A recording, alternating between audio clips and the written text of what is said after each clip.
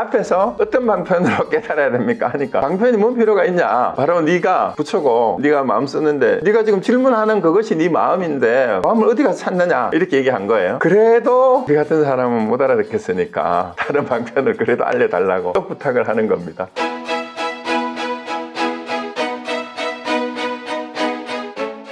소를 타고 소를 탔는다라는 이 말에 성월 스님이 했던 답변을 잘 생각해 보세요. 찾는 소는 그만두고 네가 타고 있다는 그 소를 이리 데리고 오너라. 자, 그래서 우리가 눈이 원래 내한테 달려 있어서 보고 있고 지금 여기 있는데 눈이 없다고 찾는 거나 내 마음이 원래 여기에 있는데 자성이잖아요. 그래서 견성을 해야 된다면서 그걸 보려고 하는 거나 마찬가지로 지가 소를 타고 있으면서 다른 데서 소를 찾아다니는 거하고 똑같은 거다. 그래서 그 탄소, 네가 보고 있는 그 눈, 네가 지금 사용하고 있는 보고 듣고 하는 그 마음, 그걸 여기 한번 내놔봐라 이 말이에요. 그래서 그 말에 이제 깨달았다는 얘기가 있는데요. 그래서 우리 여기 앞부분에 이제 눈을 항상 보고 있으면서 눈이 없다면서 찾는 것과 같은 어리석은 짓이 내 마음이 항상 지금 여기에서 이렇게 쓰고 있는데도 불구하고 내가 생각하고 말하고 행동하는 것이 그 마음이 하는 일인데 마음을 다시 찾는다고 하는 것도 어리석은 일이다.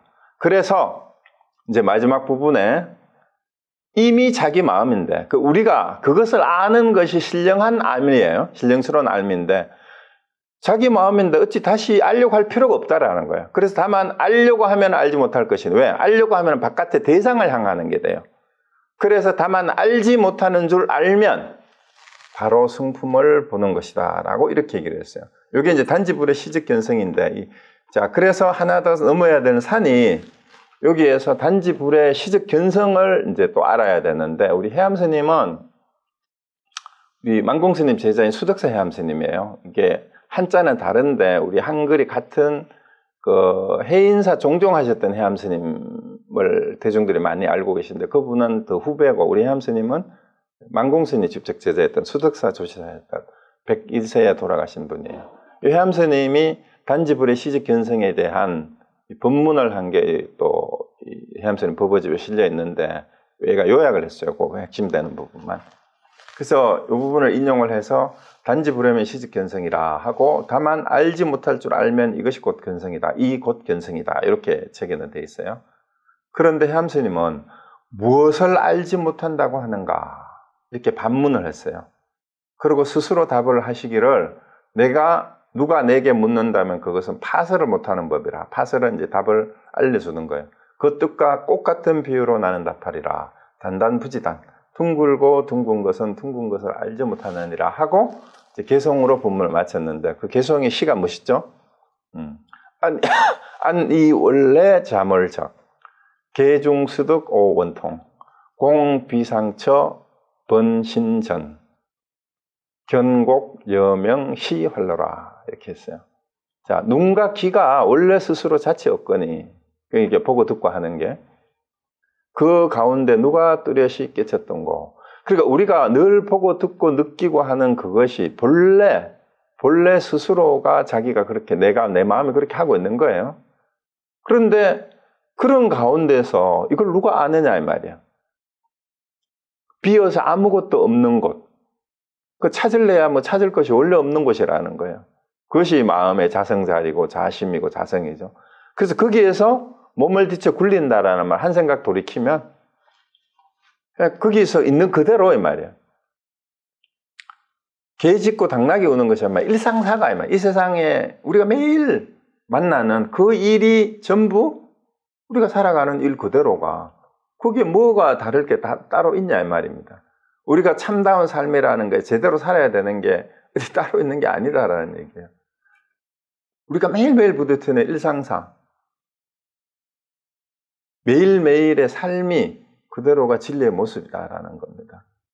그래서 참된 삶이 따로 있다고 생각하지 말고 매 순간 자기의 삶이 펼쳐지는 그것이 바로 자기의 본래 삶이다.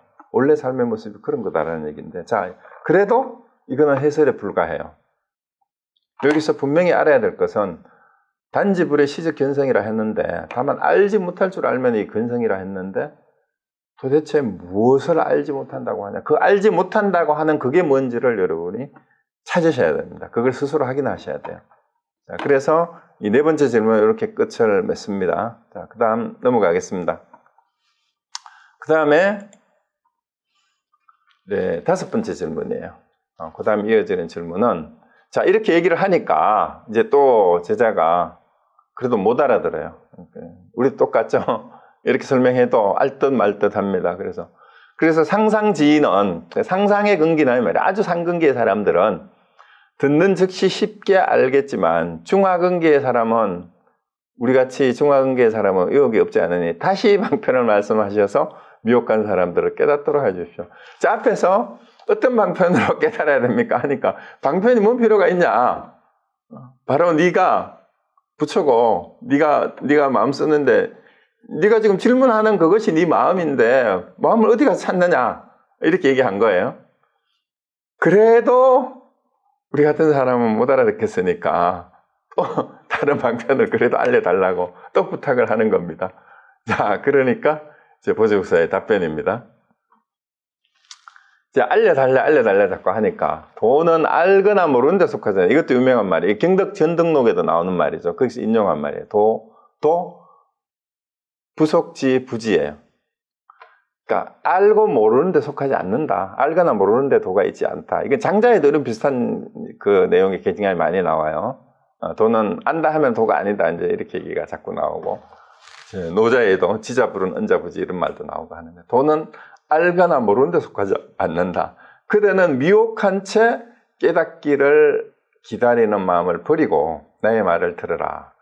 모든 법은 꿈과 같고 헛개비와 같다. 그러므로 망령된 생각은 본래 고요하고 대상세계는 본래 공하다.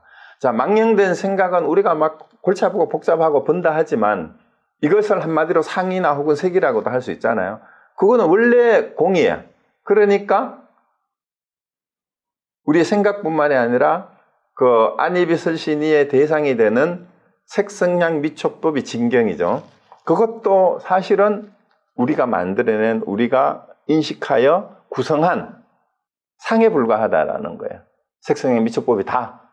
그러니까 본래 빈 거다 이 말이죠. 그 모든 법이 다 공한 곳에 신령한 알미 어둡지 않으니 말이에요.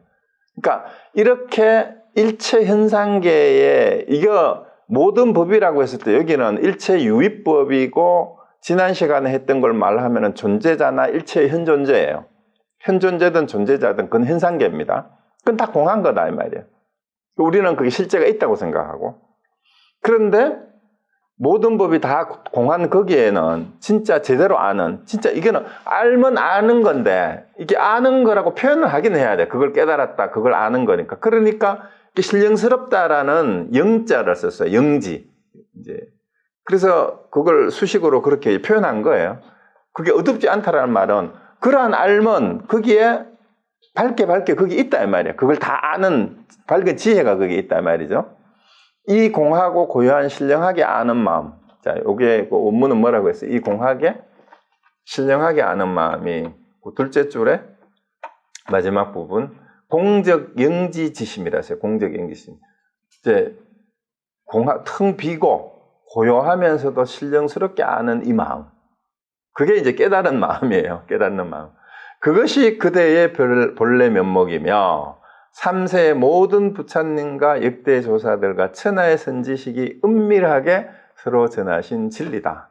그래서 이제 이신전심으로 전했다라고 그러는데 마음으로 마음을 전했다 그러는데 부처님과 조사를 통해서 앞서 깨달은 모든 분들이 전하려고 하는 게 바로 그 신령스럽게 아는 공적 영지지심이고 그것이 바로 그대의 본래 면목이니까 나의 본래 면목이자 여러분 우리 모두의 본래 마음이라는 거예요. 본래 면목이라는 거예요. 그거 말고는 없다라는 거예요. 그거 말고는. 그래서 그 다음에 이제 이어지는 구절이 요건데요. 요거는 그냥 이제 요 구절 일체법은 다 공하다라는 얘기는 이건 뭐 너무나 잘 알죠. 건강경 응화 비진불에 나오는 거. 일체법은 꿈 한상 물거품과 같고 예명 환포령 예명 영여전. 그러니까 이슬과 번개 같은 것이니까 마땅히 이와 같이 간하라라는 요건데요. 그 관하는 것이 바로 공적영지심이에요. 지켜보는 거, 그렇게 보는 거, 그렇게 보는 거.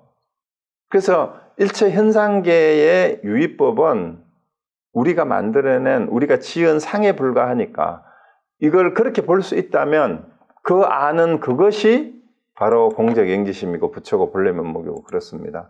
그런데 만약, 자 이제 본문이에요. 수신계 예절 본문에 만약 이 마음을 깨달으면 참으로 단계를 거치지 않고 지름길로 부처의 경지에 올라 걸음마다 상계호를 초월하고 이 말을 하셨어요. 그래서 이 공적영지심을 알면 바로 이 말이에요. 지름길로 부처가 돼서 걸음마다라는 말은 걸음이 말이에요. 보보초상계라는 말은 그러니까 매 순간이 말이에요. 매 순간 내 삶의 매 순간이 상계를 초월했다는 거. 욕계, 색계, 무색계가 아닌, 이건 욕계, 색계, 무색계는 이제 중생의 세계잖아요. 그 중생의 세계를 초월했다라는 말은 매 순간순간의 나의 삶의 움직임 자체가 욕계, 색계, 무색계, 중생의 삶하고는 다름없는 부처의 삶으로서 바로 집으로 돌아간다. 기가라는 말이 이것도 이제 본래 자리, 부처 자리, 마음 자리 거기에 대한 비교예요. 거기에서 바로 의심을 끊을 것이다. 단박. 여기서 돈자를 썼어요. 그러니까 이 마음만 바로 알면 그게 우리가 견성을 해야 된다, 깨달아야 된다, 뭐라고 얘기하는 그것임을 바로 안다면 더 이상 의심할 게 없다 이 말입니다. 찾을 것도 없고.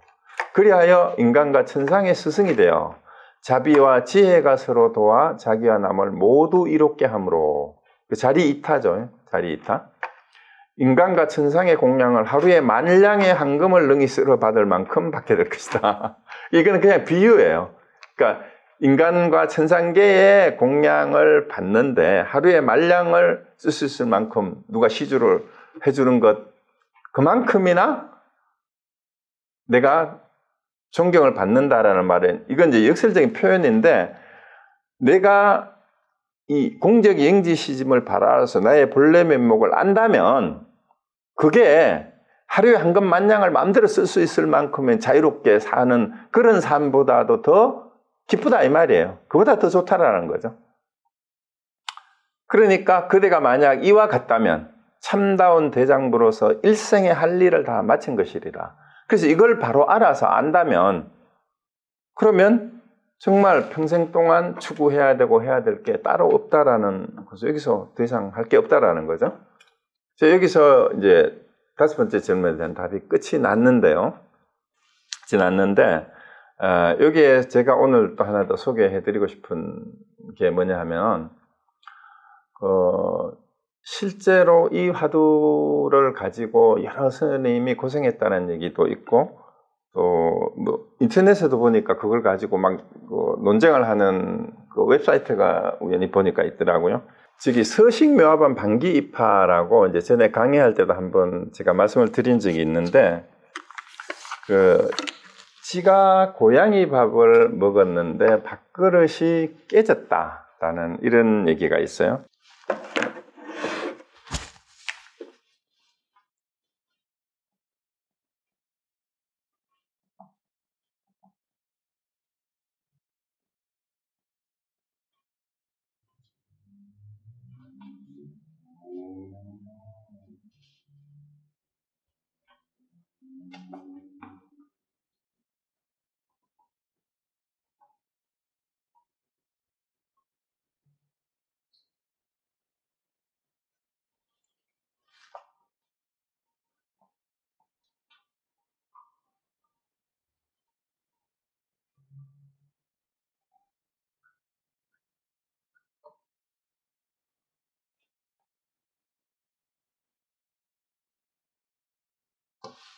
서식묘화가 관계비과 이 서식은 지서자죠. 서식 지가 고양이라는 뜻이에요. 지가 고양이 밥이에요. 고양이 밥을 먹었는데 밥그릇이 깨졌다. 여기 이자입니다. 이미 이자 기자가 아니고 밥그릇이 깨졌다 이런 얘기가 있어요.